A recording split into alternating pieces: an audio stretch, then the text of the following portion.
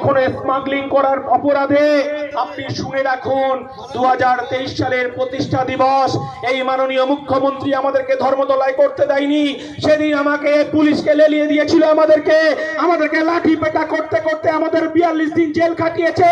ISF কে শেষ করা যায়নি। আর ঢোলাতে যদি একজন আবু সিদ্দিকীকে মার্ডার করে খুন করে যদি বলে আইএসএফটাকে তুলে দেব, আমরা সেই সাহস নিয়ে রাস্তায় নামিনি। আপনার বিরুদ্ধে লড়াই নেমেছি, এই সরকারের বিরুদ্ধে লড়াই নেমেছি, মানুষের গণতান্ত্রিক অধিকার রক্ষার লড়াই নেমেছি।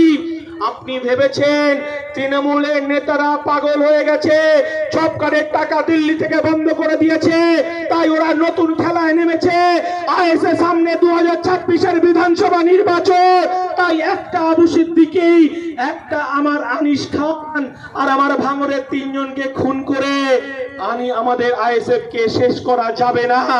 আজকে ঢোলা থানায় আজকে আইসি কে বলবো, আপনার যদি কোনো স্পাই থাকে দেখে যান যে হাজার হাজার মানুষ এই প্রতিবাদে রাস্তায় নেমেছে, তারা বিচার চাইছে। আর আমরা বলছি আমাদের কাছে বোম নেই, আমাদের কাছে পিস্তল নেই, আমাদের কাছে গোলাগুলি নেই, আমাদের কাছে 5 টাকার কলম আছে। আমার নওশাদ সিদ্দিকী বলেছে, আমার আব্বাস সিদ্দিকী বলেছে, আইনের পথে চলবে।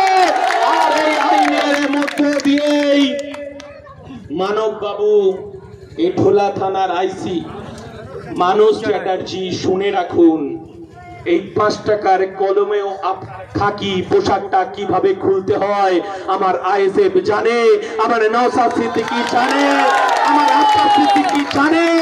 লড়াইটা তো সবে শুরু হয়েছে। আমরা ভেবেছে ভোট লুট করে আইএসএফ কে পরাজিত করেছে, হয়তো ভেবেছে আইএসএফ দলটা দূরবীন দিয়ে দেখতে হবে। মুখ্যমন্ত্রী, আপনার তো স্পাই আছে, একবার এই ঢোলা থানার পাশে দেখে যান, হাজার হাজার মানুষের রাস্তায় নেমে আপনারা বিচার চাইছে। আর এই বিচার শুধু হাইকোর্টে নয়, সুপ্রিম কোর্টেও আমরা শেষ দেখে ছাড়বো, যতক্ষণ না পর্যন্ত বিচার পাচ্ছে। আমরা শুধু এই কথাটা বলতে চাইছি যে